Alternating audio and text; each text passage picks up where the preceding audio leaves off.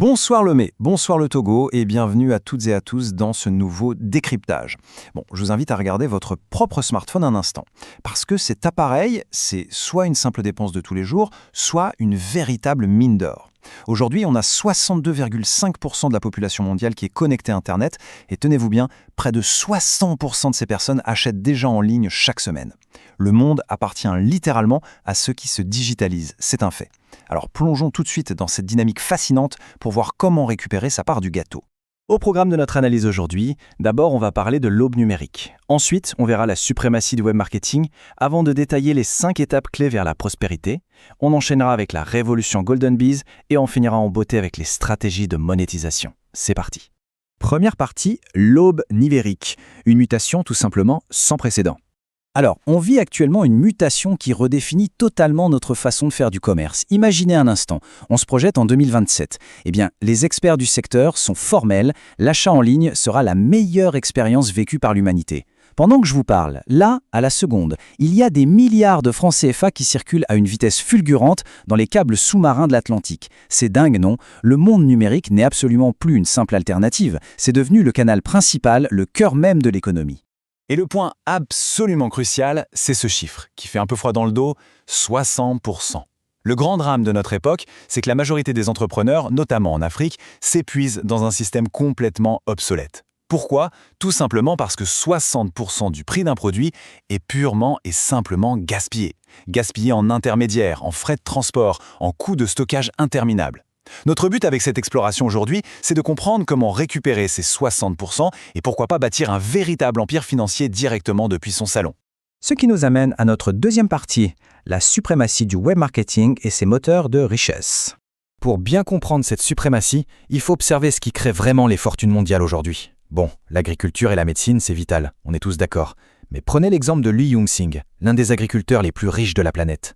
Sa fortune de plusieurs milliards de dollars ne vient pas seulement de la terre qu'il cultive. Non, son secret, c'est la puissance phénoménale de son réseau de distribution. Les entreprises les plus riches du monde concentrent tous leurs efforts sur un seul truc, la distribution directe aux consommateurs. Et devinez quoi? C'est exactement là que le réseau Internet devient le pilier suprême. Et franchement, ça illustre brillamment l'opportunité incroyable qui se présente à nous, particulièrement en Afrique centrale et de l'Ouest. En ce moment, le taux de connectivité y est encore en pleine croissance. On est sur du 7 à 13% face à une moyenne mondiale qui est déjà à 62,5%. Vous imaginez le potentiel? Se positionner maintenant sur ce marché, c'est clairement s'assurer une place dans l'élite de demain. En plus, il faut s'adapter à la culture locale. Chez nous, la culture commerciale privilégie énormément la finalisation des ventes via des échanges humains, par exemple sur WhatsApp. Les clients préfèrent discuter, être rassurés par un vrai contact humain avant de faire un transfert par mobile money plutôt que de passer par des portails automatisés et froids. La confiance, c'est vraiment la clé de tout. On passe à la troisième partie, les 5 étapes vers la prospérité. Alors, comment on construit cette réussite depuis la base? C'est toujours fascinant de se rappeler que les fameux GAFAM, vous savez, Google, Amazon, Facebook, Apple, Microsoft, eh bien, ils ont quasiment tous commencé dans des garages. C'est l'essence même du freelancing. Ils ont démarré sans infrastructures lourdes, sans bureaux immenses, juste avec une bonne connexion Wi-Fi et un ordinateur ou un smartphone. L'idée ici, c'est qu'il n'est absolument pas nécessaire d'avoir un empire matériel dès le premier jour pour bâtir un gratte-ciel économique plus tard. Tout le monde peut démarrer petit. Mais attention, le succès ne tombe pas du ciel. Il exige une structure rigoureuse, en 5 étapes bien précises. D'abord, la vision. Si on n'a pas de rêve ou d'objectif de développement personnel, c'est l'échec garanti. Deuxièmement, l'étude de marché. Il faut comprendre qui a faim et ce qu'on peut leur offrir pour résoudre leurs problèmes. Troisièmement, le plan d'affaires. Ça, ce sont vos projections financières. Quatrièmement, un marketing efficace pour aller capter votre audience sur les réseaux sociaux. Et enfin, cinquièmement, il faut surveiller et ajuster, c'est-à-dire analyser ces indicateurs de performance en continu. Ce sont vraiment les fondations absolues de n'importe quelle entreprise qui marche. Partie 4, la révolution Golden Bees. La fameuse solution clé en main. Parce que bon, soyons honnêtes, le vrai défi, c'est que maîtriser ces 5 étapes tout seul dans son coin, ça peut facilement prendre 5 ans de galère et d'échecs. Et on n'a pas 5 ans à perdre. C'est là que la magie des systèmes de gestion de contenu opère. Un écosystème comme le CMS Golden Bees, ça condense littéralement des années de savoir-faire dans un outil prêt à l'emploi. On parle d'une configuration qui prend environ 5 minutes à lancer, et le tout sans avoir besoin d'écrire une seule ligne de code. C'est un raccourci absolument exceptionnel vers la prospérité.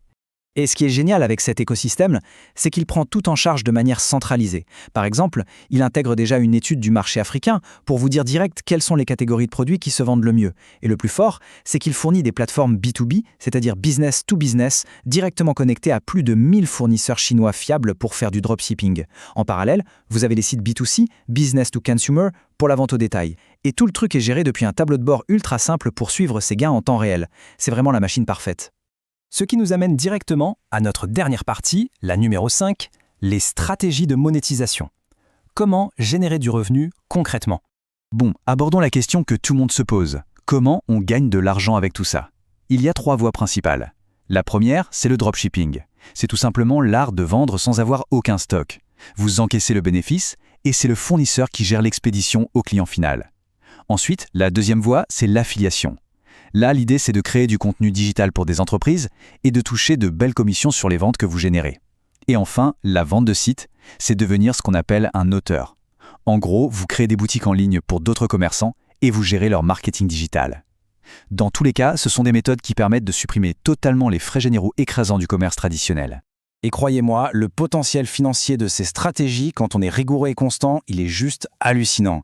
Les projections pour les professionnels qui appliquent ces méthodes à fond avec ces outils, ça tourne autour de revenus mensuels allant de 1 million à 85 millions de francs CFA. Ça remet vraiment les choses en perspective, non? Ce chiffre, il nous montre bien la puissance de feu de la distribution numérique sur un marché qui est actuellement en pleine explosion. Pour finir cette analyse, je vous laisse méditer sur cette citation très percutante issue de nos recherches. « Vivre sans rêve ou au hasard, ou blâmer les autres pour ce qui nous arrive, c'est le meilleur moyen d'échouer. » C'est tellement vrai. La transition numérique, ce n'est pas juste une petite mode passagère, c'est un tsunami irréversible. Les outils sont là, le marché est grand ouvert, donc la vraie question aujourd'hui, c'est plus de savoir si l'économie va se digitaliser, mais plutôt de savoir qui va subir cette vague et qui va apprendre à la surfer pour bâtir le million de demain.